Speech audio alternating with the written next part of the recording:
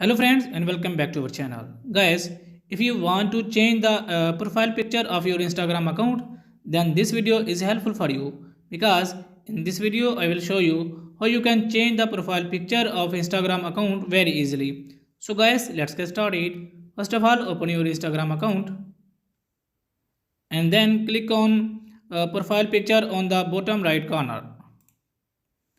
After that, click on three lines on top right corner and then click on settings and privacy.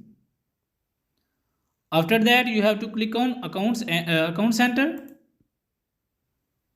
and it will give you different options. Now click on profiles and here your all accounts will appear. Now you have to select the account in which you want to change the profile picture.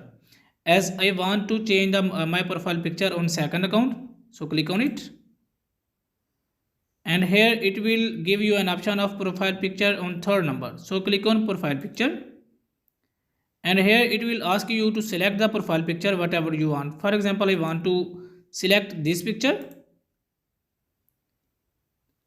and now click on save. So guys, in this way you can change the profile picture of your Instagram account very easily. Guys, if this video is helpful for you, please like the video and subscribe to our channel. Thanks for watching.